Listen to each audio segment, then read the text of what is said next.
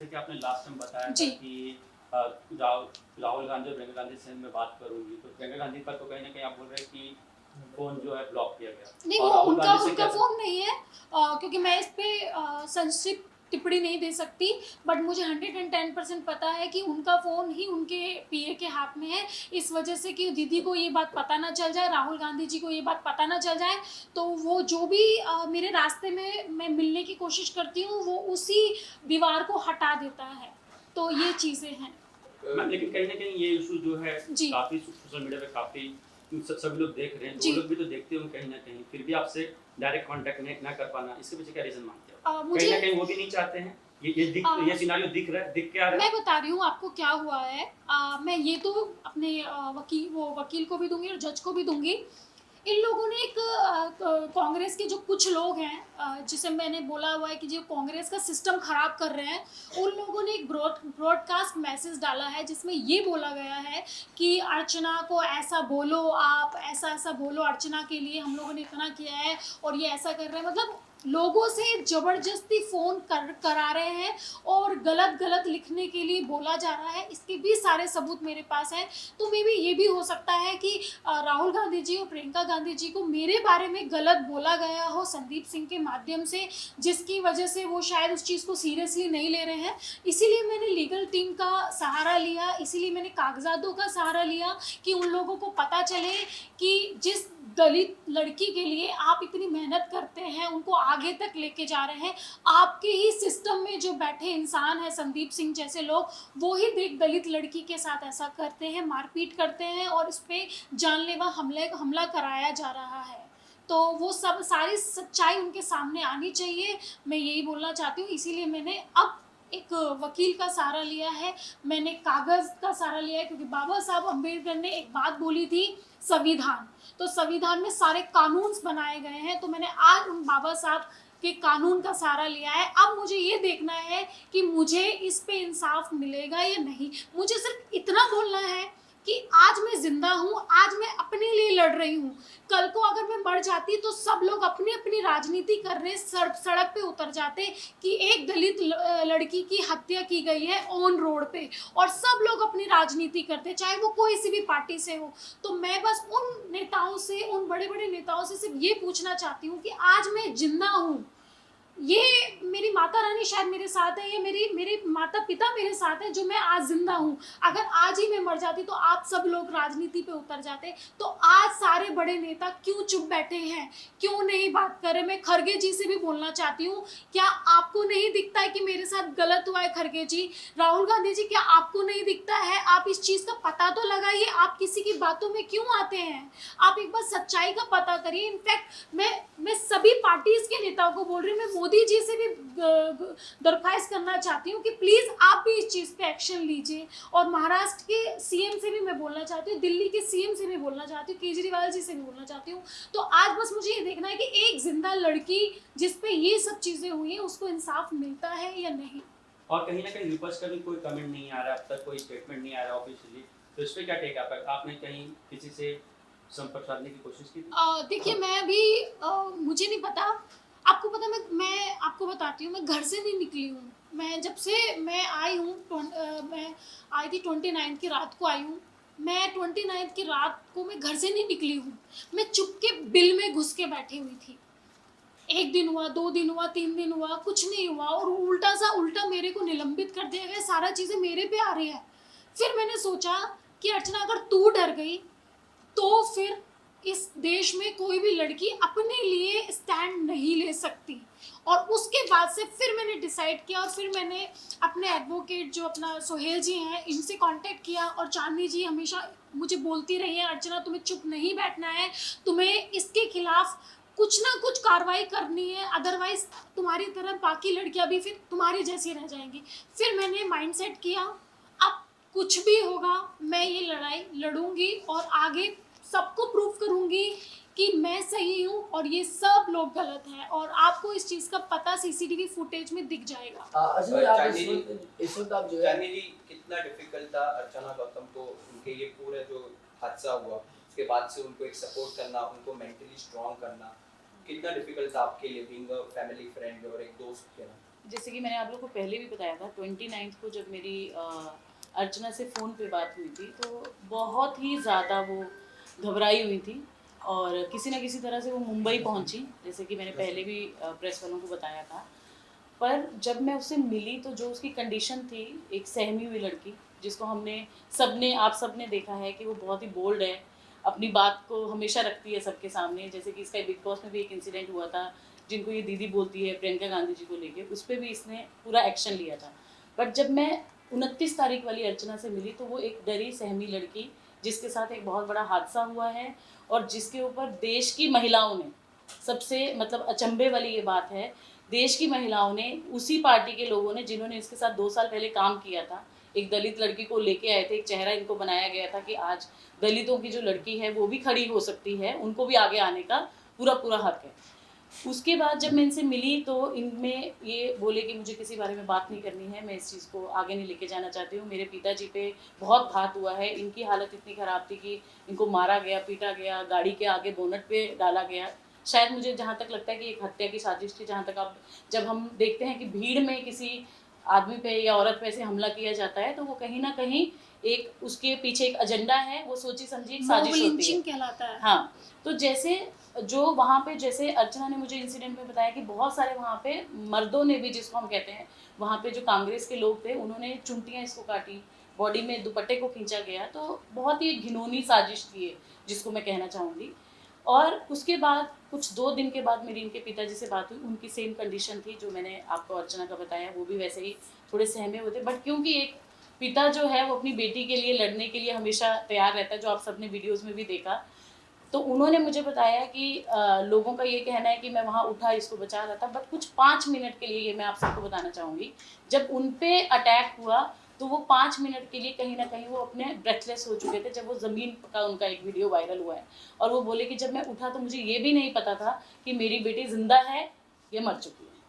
तो ऐसा इंसिडेंट से बाहर आना, और जब मैंने अर्चना से बात की, उसको मानसिक तौर पे तैयार करना, क्योंकि आप जब ऐसी कोई चीज़ें होती है तो आपको मानसिक घाव सबसे ज़्यादा होता है, जो दिखता नहीं है।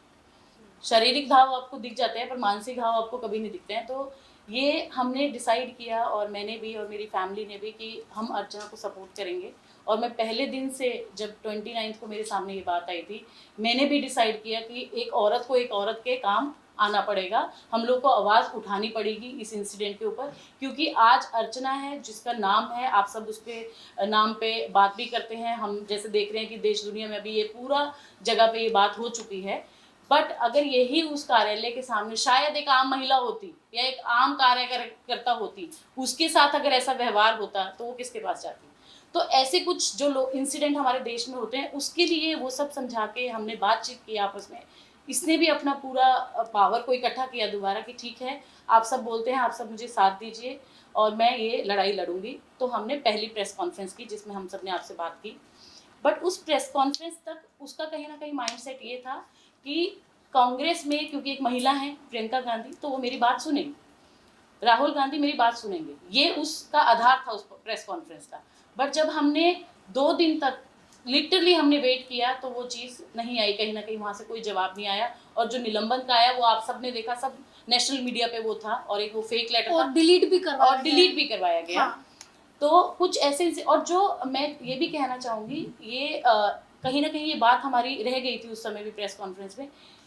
अर्चना के साथ साथ जो दिल्ली में मीडिया की जो महिला कर्मचारी थी, उस पर भी आप देखिए, उस वीडियो में आप देखिए, बहुत सी लड़कियां जो माइक लेके वहाँ थी, उनको भी पुश किया गया। और उन्होंने जो इंडिया न्यूज़ पे जो पहली खबर ये आई थी, उस लिंक को डिलीट करवाया गया with in a few seconds.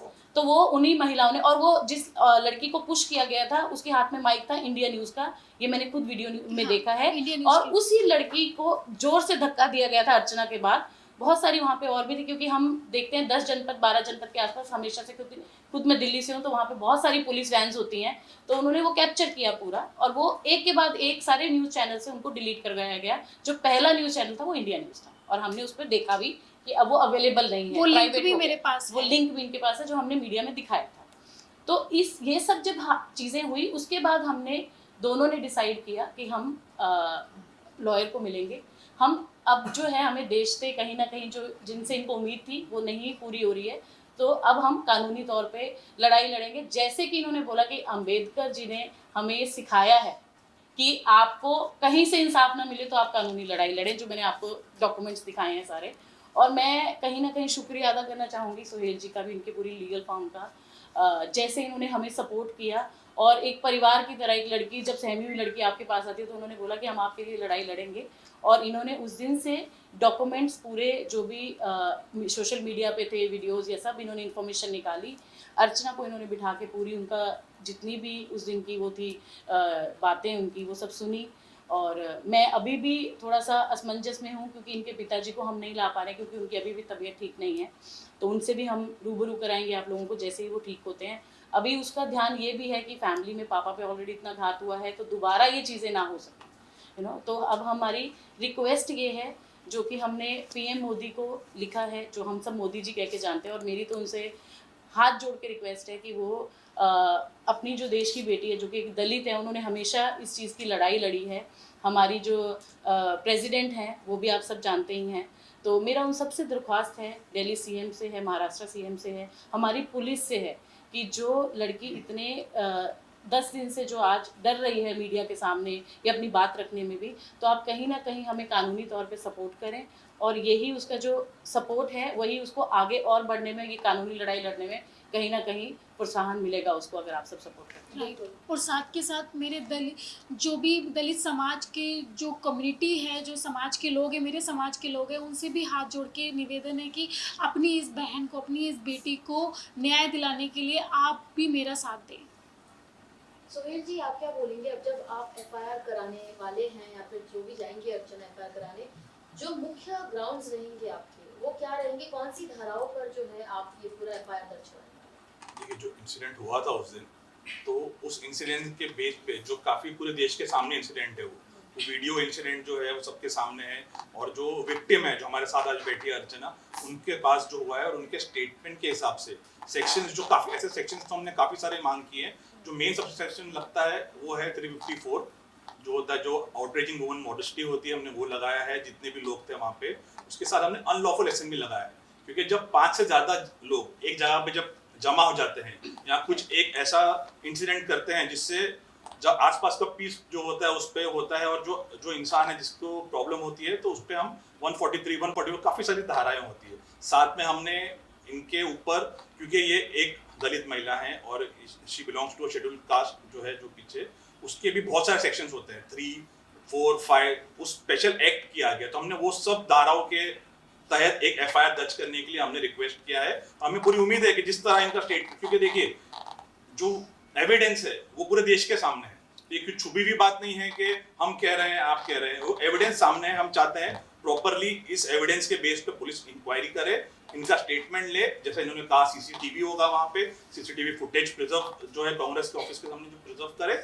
और एज पर लॉ, हम कह रहे हैं एज पर लॉ आप एफआईआर दर्ज करें। डिफेमेशन भी क्या आप लोग करेंगे कि जिस तरह से डिफेम किया गया अर्चना गौतम को लेके कि इनको कांग्रेस से निकाल दिया गया एक फेक लेटर, उस पर भी आप डिफेमेशन? जी, वो अभी इन प्रोसेस है, हम उस पे अभी डिस्कशन चालू है हमारा, जो डिस्कशन करेंगे हम। और जो एज पर लॉ, जैसे मैंने कहा, एज पर लॉ जो भी चीज बैठती है, जो चीजें होती है, हम जरूर करेंगे और इनको इंसाफ दिलाने के लिए हम पूरी कोशिश करेंगे। अर्चना, मेरा एक सवाल, आखिरी सवाल मैं कहूँगी हिसाब से, कांग्रेस पार्टी का सिचुएशन आजकल हम सभी जानते हैं कहाँ पर है। आप पार्टी में इतने कुछ साल रही हैं, राजनीति में आप सक्रिय हो ही रही थी कि ऐसी घटना हो गई।